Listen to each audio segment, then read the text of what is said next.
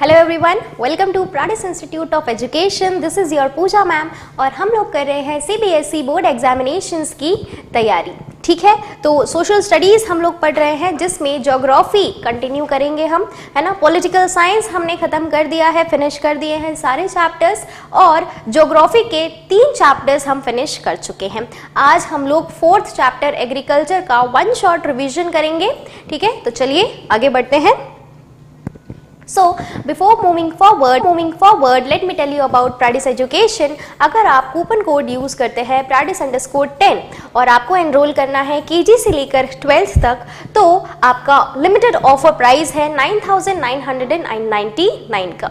ठीक है, यहाँ पर कॉन्टैक्ट इन्फॉर्मेशन है, यहाँ पर आप इंक्वायरी कर सकते हैं। अगर आपको कोई भी इंक्वायरी चाहिए, आप गूगल प्ले स्टोर और iOS प्लेटफॉर्म से, है ना, एप्लीकेशन को डाउनलोड कर सकते हैं। ठीक है, दोनों ही प्लेटफॉर्म्स पर अवेलेबल है एप्लीकेशन। प्लस जैसे ही आप एप्लीकेशन को डाउनलोड करते हैं, ये सभी फीचर्स आपको अवेलेबल हैं। ठीक है, तो classroom videos, 3D videos, lecture videos, smart board videos, recent live lectures, content, free solution, practice test, worksheet, doubt sessions, ये सारी चीजें आपको एप्लीकेशन पर अवेलेबल होंगी, है ना। चलिए स्टार्ट करते हैं हम। समरी, एग्रीकल्चर क्या है? एक एज ओल्ड इकोनॉमिक एक्टिविटी है ना, जो 2/3 आपकी इंडिया की पॉपुलेशन है वो यूज करती है एग्रीकल्चर। ठीक है, एंगेज है एग्रीकल्चर एक्टिविटी में। एग्रीकल्चर सिर्फ ग्रेन ही नहीं प्रोड्यूस करता है, इंडस्ट्रीज को रॉ मटेरियल भी देता है, जैसे कि कॉटन, जूट, कॉफी, टी, ये सभी रॉ मटेरियल जो है जाता है इंडस्ट्रीज को और फिर यहाँ से फाइनल गुड प्रोड्यूस होता है। ठीक है, टाइप्स ऑफ फार्मिंग हम देखेंगे तो 3 तरीके की फार्मिंग है, primitive subsistence farming, intensive subsistence farming और कमर्शियल फार्मिंग, है ना। तो हम प्रिमिटिव सबसिस्टेंस फार्मिंग की बात करते हैं तो इसको स्लैश एंड बर्न एग्रीकल्चर भी बोला जाता है। ठीक है, जो प्रिमिटिव सबसिस्टेंस फार्मिंग है, जो ट्रेडिशनल फार्मिंग है, जिसे हम स्लैश एंड बर्न एग्रीकल्चर भी बोलते हैं। क्या होता है इसमें कि ये एक ऐसी टाइप ऑफ फार्मिंग है जिसमें एक बड़े से लैंड में छोटे छोटे पैचेस में फार्मिंग होती है ना। पहले एक पैच को क्लियर किया जाता है, ठीक है, फिर इस पे फार्मिंग होती है ना, और फिर जैसे ही इसकी सॉइल की फर्टिलिटी डिक्रीज हो जाती है तो यहां फार्मिंग ना करते हुए फिर दूसरे पैच को क्लीन करते हैं, फिर यहां फार्मिंग करते हैं। जैसे ही यहाँ की सॉइल फर्टिलिटी कम हुई तो फिर वापस से दूसरा जो आपका पैच है लैंड का, उसको स्लैश करते हैं पूरा, है ना, प्लेन करते हैं, फिर यहाँ फार्मिंग करते हैं। फिर जब इसकी सॉइल फर्टिलिटी कम हो जाती है फिर ये वाला पैच लेते हैं, तो इसे हम कहते हैं स्लैश एंड बर्न प्रैक्टिस, है ना। So this type of farming is majorly practiced on small patches using primitive tools, है ना। primitive क्यों बोला जाता है? क्योंकि जो बेसिक टूल्स होते हैं, जो ट्रेडिशनल टूल्स होते हैं वो यूज करते हैं, जैसे कि हो, दाव एंड डिगिंग स्टिक्स। ठीक है, तो जो फैमिली होता है, कम्युनिटी लेबर होता है, वो इन सारी फार्मिंग में क्या करता है? इन्वॉल्व होता है। ठीक है, so nature plays a significant role in this type of farming, है ना। नेचर का बहुत बड़ा हाथ है क्योंकि ये सारी चीजें जो है रेन वाटर पे डिपेंड करती है ना। रेन वाटर पे डिपेंड करता है ये farming. The production depends upon fertility plus monsoon plus the suitability of environment conditions, है ना। भाई मॉनसून पे डिपेंड करेगा प्लस सॉइल की फर्टिलिटी पे डिपेंड करेगा, ठीक है, और एनवायरमेंट पे डिपेंड करेगा कि कैसा एनवायरमेंट है। So first a patch of land is cleared and then food crops are grown on it। ठीक है, यही मैंने अभी आपको बताया। After the soil fertility decreases, they shift to another patch, है ना, which allows the previous patch to replenish nutrients and new fertile land of plantation। ठीक है, यही अभी हमने यहाँ पर बताया है। So no modern equipment or advancing farming techniques are used in this type of farming। ठीक है, तो ओल्ड ट्रेडिशनल मेथड से ये फार्मिंग की जाती है, बेसिक टूल्स यूज किए जाते हैं। इंटेंसिव सबसिस्टेंस फार्मिंग क्या होता है? Usually practised in areas where there is high pressure, है ना। कहां पर प्रैक्टिस किया जाता है? जहां पर हाई प्रेशर होता है प्रोडक्शन का ऑन लैंड। ठीक है, कि भाई इस लैंड से बहुत ज्यादा प्रोडक्शन होना चाहिए, वहां पर इंटेंसिव सबसिस्टेंस फार्मिंग यूज की जाती है। तो बहुत सारे बायोकेमिकल इनपुट्स उसमें यूज किए जाते हैं, मॉडर्न इरिगेशन टेक्निक्स यूज की जाती है ताकि ज्यादा से ज्यादा प्रोडक्शन हो, है ना। केमिकल फर्टिलाइजर्स यूज किए जाते हैं,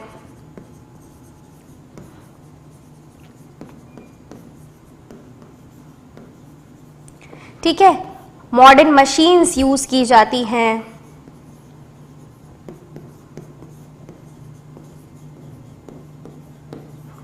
ठीक है। इसे हम बोलते हैं इंटेंसिव फार्मिंग, ताकि लार्ज प्रोडक्शन हो।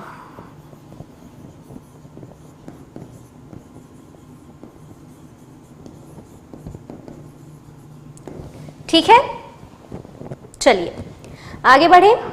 थर्ड टाइप क्या है आपका, कमर्शियल फार्मिंग। तो कमर्शियल फार्मिंग क्या होती है, हाई डोजेस, है ना, high doses of high yielding variety seeds, HYV, ठीक है। इसमें बहुत सारे केमिकल्स होते हैं जो कि ये जो सीड्स हैं उनको डिजीज से, बैक्टीरिया से बचाते हैं, है ना। इसमें ऐसे केमिकल्स यूज होते हैं इन सीड्स में जो कि इनको डिजीज फ्री रखते हैं, बैक्टीरिया फ्री रखते हैं, इनमें बैक्टीरिया नहीं लगते हैं, है ना। फर्टिलाइजर्स इसमें ज्यादा यूज होते हैं, इंसेक्टिसाइड्स ज्यादा यूज होते हैं, पेस्टिसाइड्स ज्यादा यूज होते हैं कमर्शियल फार्मिंग में। जैसे कि राइस एक कमर्शियल क्रॉप है हरियाणा का, बहुत जगह एक्सपोर्ट होता है ना, खुद भी सेल्फ सफिशिएंट है प्लस दूसरी जगह भी एक्सपोर्ट करता है। तो राइस इस तरीके से प्रोड्यूस होता है। Another type of commercial farming is plantation in which single crop is grown over a large area, है ना। तो एक और कमर्शियल फार्मिंग होता है जहां पर एक बड़े से लैंड पर सिर्फ एक ही खेती होती है, सिंगल क्रॉप प्रोड्यूस किया जाता है। तो इससे आप समझ गए होंगे क्या, टी के बागान, कॉफी के बागान, है ना। आपने देखा होगा कि टी के फील्ड्स बहुत बड़े होते हैं, कॉफी फील्ड्स बहुत बड़े होते हैं और एक ही क्रॉप उगाया जाता है, ऐसा कभी नहीं आपने देखा होगा। टी के साथ ही कुछ और क्रॉप वेजिटेबल भी उगा दी, है ना। टी है तो सिर्फ टी ही रहेगा, तो इसको क्या बोलते हैं, कमर्शियल फार्मिंग, जहां पर हमें बहुत ज्यादा लार्ज अमाउंट में प्रोडक्शन करना होता है, ठीक है। वैसे ही कॉफी, रबर, शुगर केन, बनाना इसी कमर्शियल फार्मिंग का हिस्सा है ना। ये इंपॉर्टेंट क्रॉप्स हो जाते हैं। तो जैसे कि आसाम में टी है, नॉर्थ बंगाल में कॉफी है ना, और कर्नाटका, ये सब कुछ इंपॉर्टेंट प्लांटेशन क्रॉप है ना। इंपॉर्टेंट स्टेट्स हैं जहां पर ये सब चीजें उगाई जाती हैं, जहां पर कमर्शियल फार्मिंग की जाती है।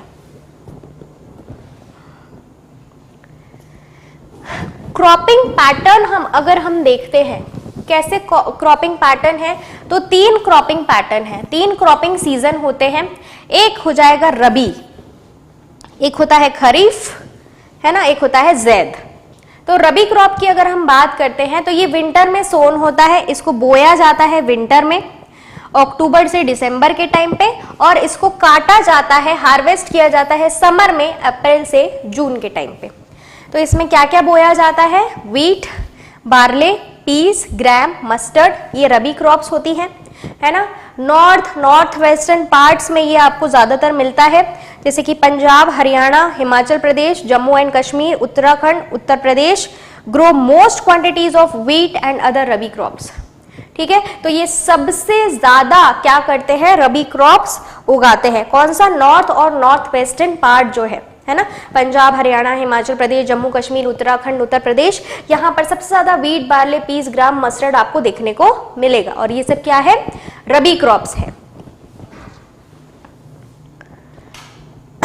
खरीफ की अगर हम बात करते हैं तो खरीफ जो है कब ग्रो होते हैं, मॉनसून में, है ना, और सोन होते हैं, है ना, मॉनसून में इनको जो है सोन किया जाता है, और हार्वेस्ट होते हैं ये सितंबर अक्टूबर में, ठंड के टाइम पे। तो कौन कौन से क्रॉप है भाई, ये पैडी है, मेज है, मक्का, है ना, आप इसी टाइम पे खाते हो, ज्वार, बाजरा, तुअर, अरहर, मूंग की दाल, उड़द, कॉटन, जूट, ग्राउंडनट, सोयाबीन, ये सब खरीफ क्रॉप है जो ठंड के टाइम पे आते हैं, सितंबर अक्टूबर।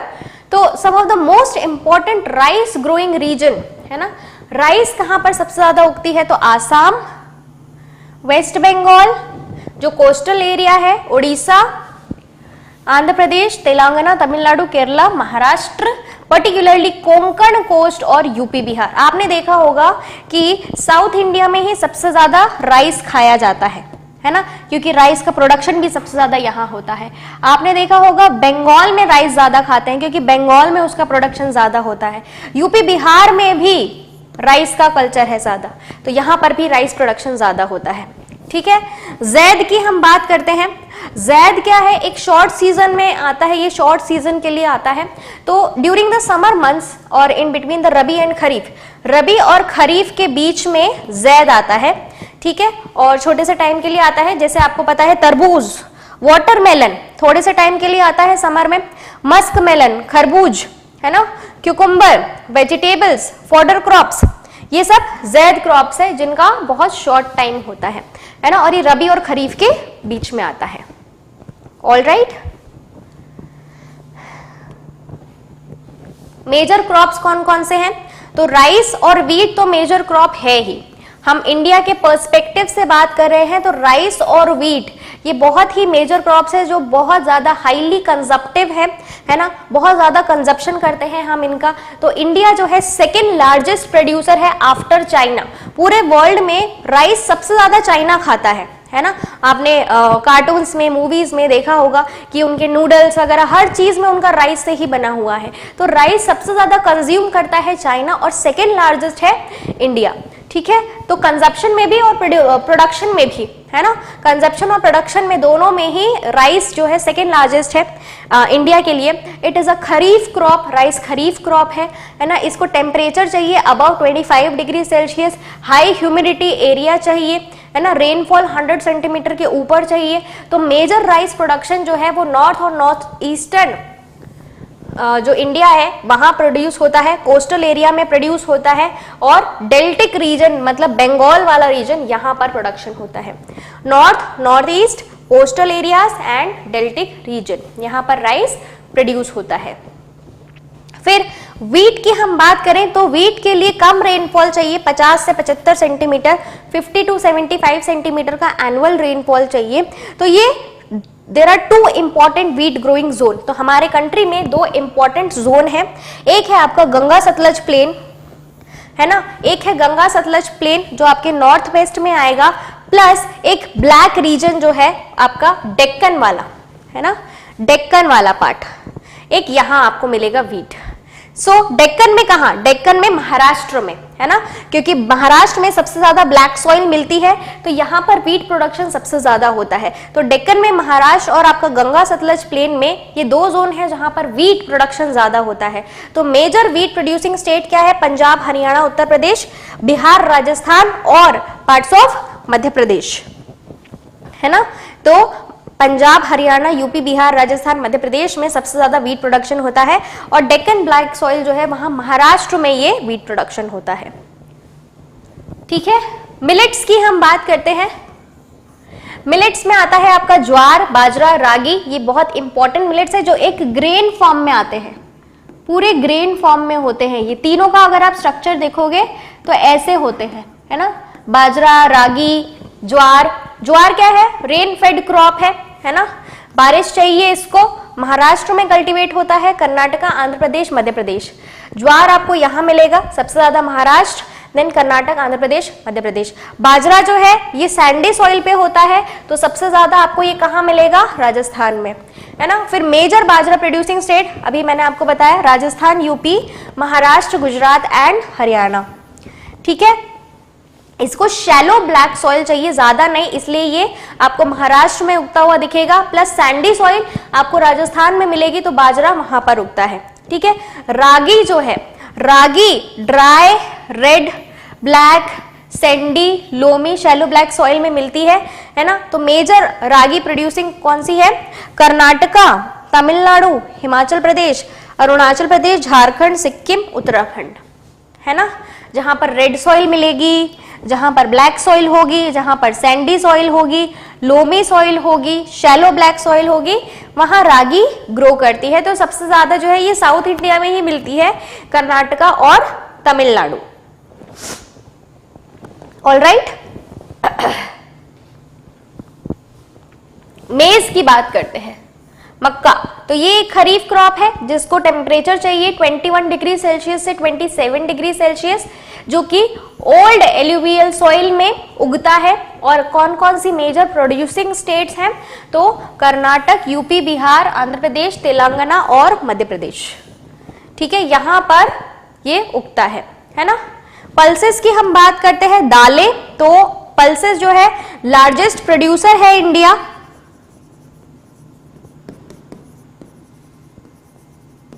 लार्जेस्ट प्रोड्यूसर और कंजप्शन भी दालों का सबसे ज्यादा इंडिया ही करता है। ठीक है, तो मेजर पल्सेस जो कल्टीवेट होती है वो क्या है, तुअर की दाल मतलब अरहर की दाल, उड़द की दाल, मूंग, मसूर, पीस, मटर, है ना। तो ये सॉइल फर्टिलिटी को रिस्टोर करके रखते हैं, ये लेग्यूमिनस क्रॉप्स होते हैं, है ना। ये नाइट्रोजन फिक्सेशन की प्रोसेस करते हैं, सॉइल में नाइट्रोजन फिक्स करते हैं, ठीक है, ज्यादा नाइट्रोजनियस सॉइल नहीं होने देते हैं, सॉइल की फर्टिलिटी को बैलेंस करके रखते हैं। तो ये क्रॉप जो है रोटेशन में भी उगाए जाते हैं सीरियल क्रॉप के। अगर कुछ सीरियल क्रॉप उगाई है तो इसके बाद कुछ और उगाते हैं, फिर वापस क्रॉप उगाते हैं। क्यों? वापस दालें उगाते हैं, क्यों? क्योंकि ये सॉइल की फर्टिलिटी को वापस से रिस्टोर करता है।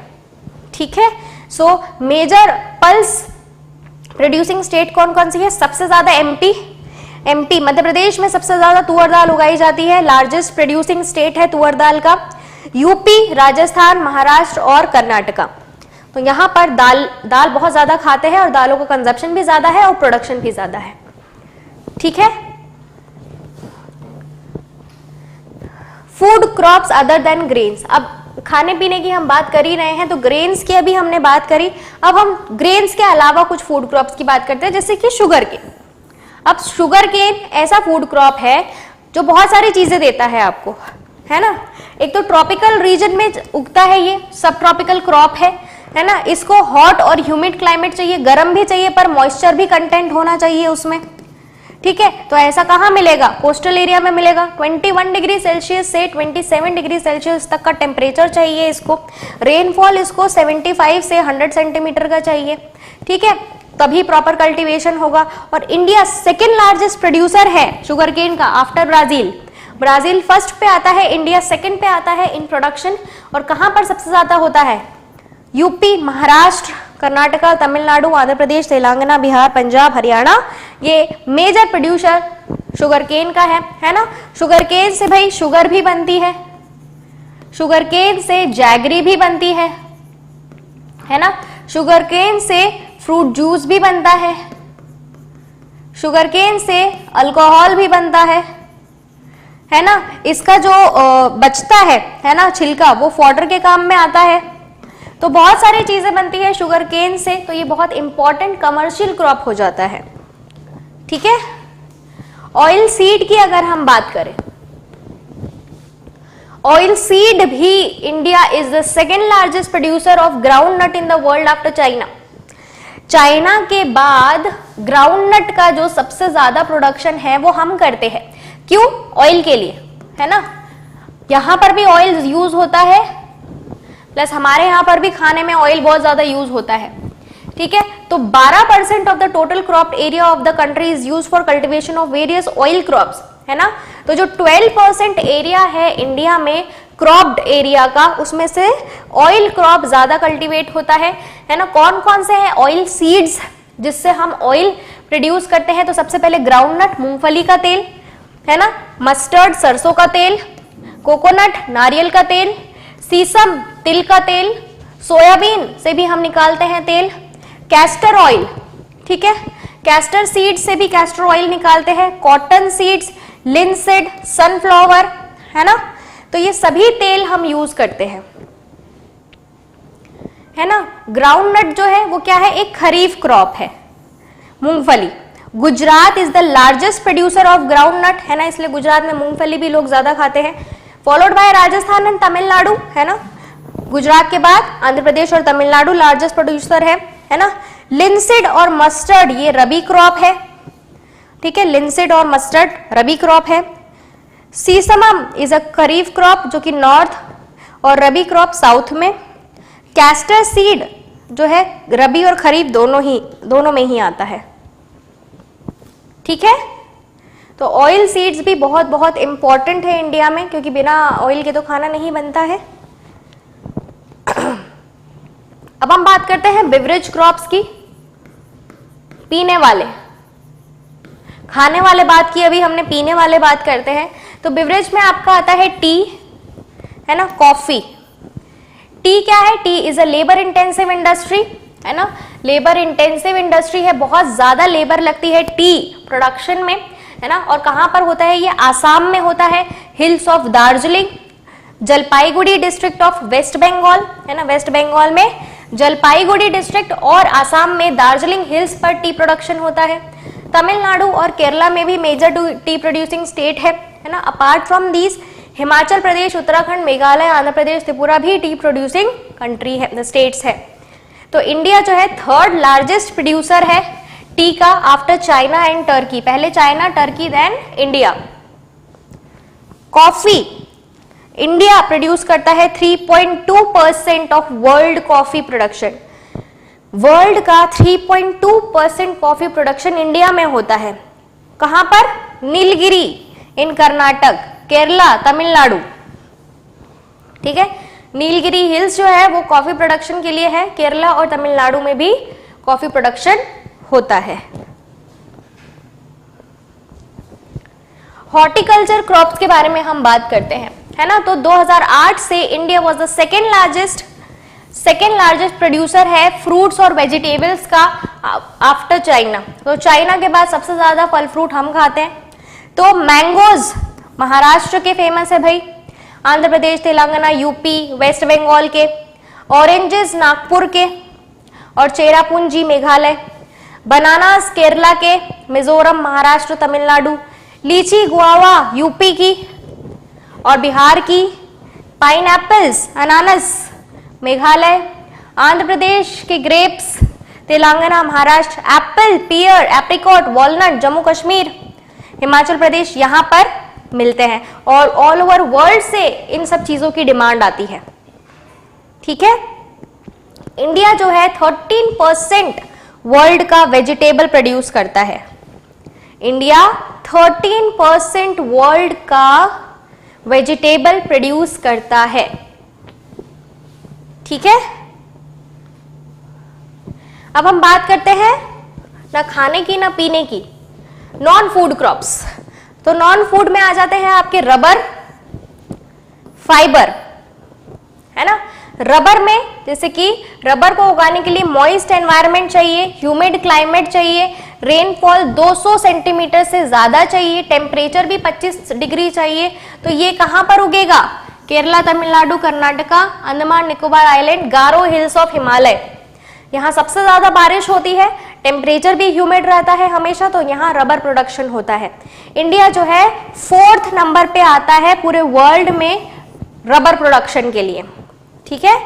4th नंबर पर आता है। फर्स्ट 3 स्टेट्स जो है, फर्स्ट 3 कंट्रीज आप मुझे कमेंट सेक्शन में बताइएगा रबर प्रोडक्शन में। फाइबर में हम सिल्क की बात करते हैं, कॉटन यार्न की बात करते हैं। तो सिल्क की अगर हम बात करें तो it is obtain from cocoons of silk worms, ठीक है। सिल्क वॉर्म को हम रियर करते हैं, पालते हैं, उसके कुकून से हम सिल्क ऑब्टेन करते हैं, है ना। वो मलबरी लीव्स खाता है। तो rearing of silk worm produces silk fibre, और इसी को हम बोलते हैं सेरिकल्चर, ठीक है।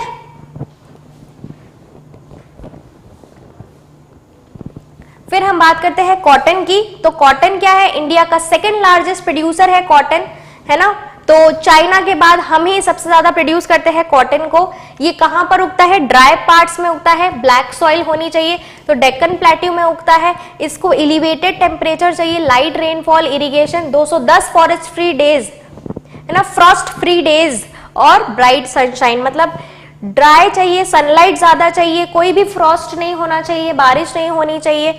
खरीफ क्रॉप है, 6 से 8 महीने लगते हैं इसको मैच्योर होने के लिए।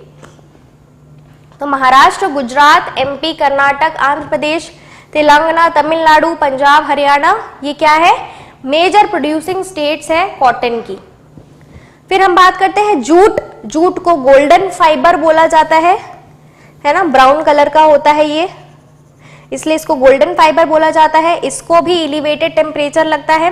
कहाँ सबसे ज्यादा है तो वेस्ट बंगाल में सबसे ज्यादा उगता है ये, फिर Bihar, Assam, Orissa, Meghalaya jute producing states हैं। टेक्नोलॉजिकल इंस्टीट्यूशंस क्या क्या रिफॉर्म किए गए हैं, तो हमारा जो फोकस था फर्स्ट 5 ईयर प्लान का गवर्नमेंट का, वो लैंड रिफॉर्म ही था, एग्रीकल्चर ही था, है ना। जो हमने सबसे पहले 5 ईयर प्लान बनाया था उसमें हम एग्रीकल्चर को ही प्रमोट कर रहे थे। तो गवर्नमेंट ऑफ इंडिया ने बहुत सारे एग्रीकल्चरल रिफॉर्म किए हैं 1960s से 70s तक इम्प्रूव एग्रीकल्चर करने के लिए। ग्रीन रेवोल्यूशन हमने लगाया है ताकि ग्रीन हम वेजिटेबल्स उगा सके।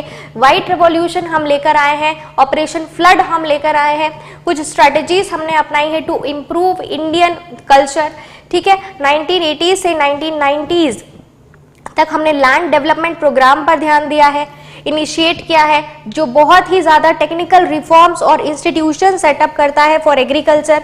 बहुत सारे स्टेप्स लिए हैं, जैसे कि क्रॉप इंश्योरेंस करते हैं अब हम against drought, flood, cyclone, fire, disease, कोई भी डिजीज हो जाता है या कोई साइक्लोन आता है, फायर हो जाता है ना, आग लग जाती है जंगल में, अगर क्या हो जाता है आपका अकाल आ जाता है, ड्रॉट हो जाता है, फ्लड आ जाता है, तो क्रॉप का इंश्योरेंस कर दिया कि भाई नुकसान ना हो फार्मर्स को।